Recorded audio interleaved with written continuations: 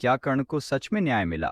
एक अनसुनी गाथा। क्या आप जानते हैं कि अगर कर्ण के साथ अन्याय न हुआ होता तो महाभारत का परिणाम कुछ और ही होता?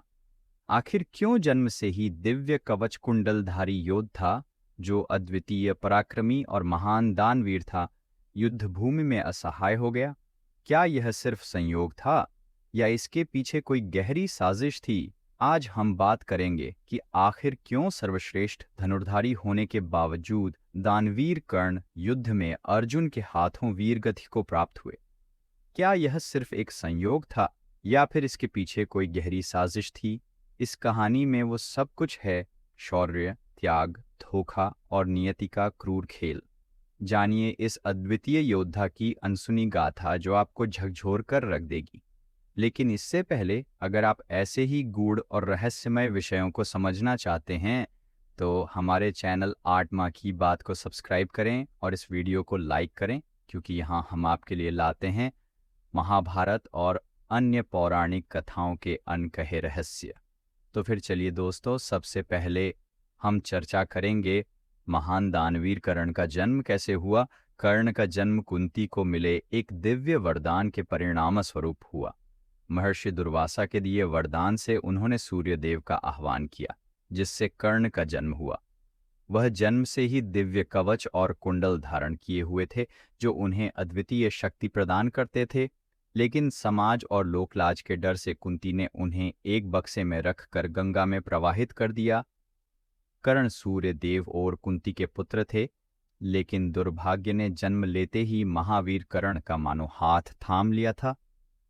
महाबली कर्ण को माता कुंती ने गंगा में प्रवाहित कर दिया था, क्योंकि माता कुंती जब कर्ण का जन्म हुआ तब अविवाहित थी। न पड्डा तब पश्चात कर्ण को धृतराष्ट्र के सारथी अधिरथ और उनकी पत्नी राधा ने गंगा नदी से बाहर निकाला। क्योंकि उनका कोई पुत्र नहीं था, इसलिए उन्होंने फैसला किया कि इस तेजस्वी संतान का पालन पोषण वे स्वयं करेंगे। उन्हीं के कारण कर्ण को राधेय भी कहा जाता है। बाल्यकाल से ही कर्ण ने अद्भुत पराक्रम और धनुर्विद्या में रुचि दिखाई, लेकिन क्षत्रिय न होने के कारण उन्हें गुरु द्रोणाचार्य ने शिक्षा देने से इनकार कर दिया। तब कर्ण ने स्वयं को ब्राह्मण बताकर भगवान परशुराम से शिक्षा ग्रहण की। कर्ण ने परशुराम से संपर्क किया, जो कि केवल ब्राह्मणों वर्ण को ही शिक्षा दिया करते थे, क्योंकि उनकी प्रतिज्ञा थी वो सिर्फ वेदों के ज्ञाता को ही शिक्षा देंगे। कर्ण ने स्वयं को ब्राह्मण बताकर परशुराम से शिक्षा का आग्रह किया। परशुराम ने कर्ण का आग्रह स्वीकार किया और कर्ण को अपने समान ही युद्ध कला और धनुर्विद्या में निपुण किया। इस प्रकार कर्ण परशुराम का एक अत्यंत परिश्रमी और निपुण शिष्य बना। कर्ण की शिक्षा अपने अंतिम चरण पर थी। एक दोपहर की बात है, गुरु परशुराम कर्ण की जंघा पर सिर रखकर विश्राम कर रहे थे। कुछ देर बाद कहीं से एक बिच्छू आया और उसकी दूसरी जंघा पर काटकर घाव बनाने लगा। गुरु का विश्राम भंग ना हो, इसलिए कर्ण बिच्छू को दूर न हटाकर उसके डंक को सहता रहा। कुछ देर में गुरुजी की निद्रा टूटी और उन्होंने देखा कि कर्ण की जांघ से बहुत रक्त बह रहा है। उन्होंने कहा कि केवल किसी क्षत्रिय में ही इतनी सहनशीलता हो सकती है कि वह बिच्छू डंक को सह ले, ना कि किसी ब्राह्मण में। और परशुराम जी ने उसे मिथ्या भाषण के कारण श्राप दिया कि जब भी कर्ण को उनकी दी हुई शिक्षा की सर्वाधिक आवश्यकता होगी, उस दिन वह उसके काम नहीं आएगी, तब वह इसे भूल जाएगा। दोस्तों, ये भी कर्ण का दुर्भाग्य था। इतना सशक्त होने के बाद भी महाबली कर्ण को अनेक मुश्किलों का सामना करना पड़ता। कर्ण, जो कि स्वयं यह नहीं जानता था कि वह किस वंश से है, ने अपने गुरु से क्षमा मांगी और कहा कि उसके स्थान पर यदि कोई और शिष्य भी होता तो वो भी यही करता। यद्यपि कर्ण को क्रोधवश श्राप देने पर उन्हें ग्लानि हुई, पर वे अपना श्राप वापस नहीं ले सकते थे। तब उन्होंने कर्ण को अपना विजय नामक धनुष प्रदान किया। हम आपको ये भी बता देते हैं कि कुछ लोक कथाओं में माना जाता है कि बिच्छू के रूप में स्वयं इंद्र थे, जो कर्ण की वास्तविक क्षत्रिय पहचान को उजागर करना चाहते थे। कर्ण को जीवन भर समाज के तिरस्कार और अपमान का सामना करना पड़ा। जब उन्होंने द्रौपदी स्वयंवर में भाग लेना चाहा तो उन्हें सूतपुत्र कहकर अस्वीकार कर दिया गया। इसी समाज के अन्याय से आहत होकर कर्ण ने दुर्योधन का साथ दिया।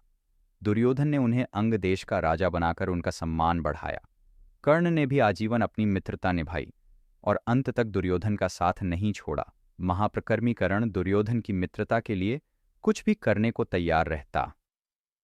क्योंकि पूरे जीवन काल में सिर्फ दुर्योधन ही उसका एकमात्र मित्र था जो उसे कभी नीच भावना से नहीं देखता था। अंग देश का राजा होने के कारण कर्ण को अंगराज कर्ण भी कहा जाता था। कर्ण को उसके गुरु परशुराम और पृथ्वी माता से श्राप मिला था। इसके अतिरिक्त भी कर्ण को बहुत से श्राप मिले थे जिनका वर्णन हम आगे की पीढ़ियों में करेंगे। इस दौरान वह शब्द भेदी विद्या सीख रहा था। अभ्यास के दौरान उसने एक गाय के बछड़े को कोई वनीय पशु समझ लिया और उस पर शब्द भेदी बाण चला दिया और बछड़ाट मारा गया। तब उस गाय के स्वामी ब्राह्मण ने कर्ण को श्राप दिया कि जिस प्रकार उसने एक असहाय पशु को मारा है, वैसे ही एक दिन वह भी मारा जाएगा जब वह सबसे अधिक असहाय होगा और जब उसका सारा ध्यान अपने शत्रु से कहीं अलग किसी और काम पर होगा। कहा जाता है कि इसी श्राप के कारण अंतिम समय में कर्ण का ध्यान उसके रथ के पहिए पर था जो कि धरती में धंसा हुआ था। तो चलिए मैं अब आपको कर्ण के रथ के पहिए को धरती में धंसने का कारण भी आपको विस्तार से बताता हूँ। लोक कथाओं के अनुसार एक बार कर्ण कहीं जा रहा था, तब रास्ते में उसे एक कन्या मिली जो अपने घड़े से घी के बिखर जाने के कारण रो रही थी। जब कर्ण ने उसके संतरस का कारण जानना चाहा तो उसने बताया कि उसे भय है कि उसकी सौतेली माँ उसकी इस असावधानी पर रुष्ट होंगी। कृपालु कर्ण ने तब उससे कहा कि वह उसे नया घी लाकर देगा। तब कन्या ने आग्रह किया कि उसे वही मिट्टी में मिला हुआ घी ही चाहिए और उसने नया घी लेने से मना कर दिया। तब कन्या पर दया करते हुए कर्ण ने घी युक्त मिट्टी को अपनी मुट्ठी में लिया और निचोड़ने लगा ताकि मिट्टी से घी निचोड़कर घड़े में गिर जाए। इस प्रक्रिया के दौरान उसने अपने हाथ से एक महिला की पीड़ा युक्त ध्वनि सुनी। जब उसने अपनी मुट्ठी खोली तो धरती माता को पाया। पीड़ा से क्रोधित धरती माता ने कर्ण की आलोचना की और कहा कि उसने एक बच्ची के घी के लिए उन्हें इतनी पीड़ा दी। और तब धरती माता ने कर्ण को श्राप दिया कि एक दिन उसके जीवन के किसी निर्णायक युद्ध में वह भी उसके रथ के पहिए को वैसे ही पकड़ लेंगी जैसे उसने उन्हें अपनी मुट्ठी में पकड़ा है, जिससे वह उस युद्ध में अपने शत्रु के सामने असुरक्षित हो जाएगा। इस प्रकार कर्ण को 3 पृथक अवसरों पर 3 श्राप मिले। दुर्भाग्य से ये तीनों ही श्राप कुरुक्षेत्र के निर्णायक युद्ध में फलीभूत हुए, जब वह युद्ध में अस्त्र विहीन, रथ विहीन और असहाय हो गया था। कर्ण का जीवन संघर्ष, वीरता, त्याग और न्याय की मिसाल है। समाज से तिरस्कार पाने के बावजूद उन्होंने कभी भी अपने सिद्धांतों से समझौता नहीं किया। उनकी महानता और दानशीलता आज भी हर किसी के लिए प्रेरणा का स्रोत है। कर्ण केवल एक योद्धा नहीं बल्कि इतिहास के अमर नायक थे। अब हम हमारी अगली वीडियो में बात करेंगे कर्ण की उदारता और चरित्र क्यों उन्हें दानवीर कर्ण कहा जाता था। कर्ण के द्वारा द्रौपदी स्वयंवर में की गई गलतियों की द्यूत क्रीड़ा की, श्री कृष्ण और कर्ण की बातचीत, महाभारत युद्ध और कर्ण का अंतिम समय, और कर्ण की अपमान गाथा और दुर्योधन की मित्रता और दानवीर कर्ण नाम कैसे पड़ा, कर्ण की मृत्यु के विशेष कारण, महाभारत का युद्ध, माता कुंती और कर्ण की बातचीत, कर्ण का जीवन संघर्ष, वीरता, त्याग और न्याय की मिसाल है। समाज से तिरस्कार पाने के बावजूद उन्होंने कभी भी अपने सिद्धांतों से समझौता नहीं किया। उनकी महानता और दानशीलता आज भी हर किसी के लिए प्रेरणा का स्रोत है। क्या कर्ण के साथ अन्याय हुआ या यह सिर्फ नियति का क्रूर विधान था? क्या कर्ण की मृत्यु एक सोची समझी योजना थी? इस पर आपकी क्या राय है, हमें कमेंट में बताइए। कर्ण केवल एक योद्धा नहीं बल्कि इतिहास के अमर नायक थे। अगर आपको यह कहानी पसंद आई तो आत्मा की बात को सब्सक्राइब करना न भूलें। हम आपके लिए ऐसे ही रहस्यमय और प्रेरणादायक विषय लाते रहेंगे। वीडियो को लाइक करें और शेयर करें ताकि यह महान गाथा हर किसी तक पहुंच सके।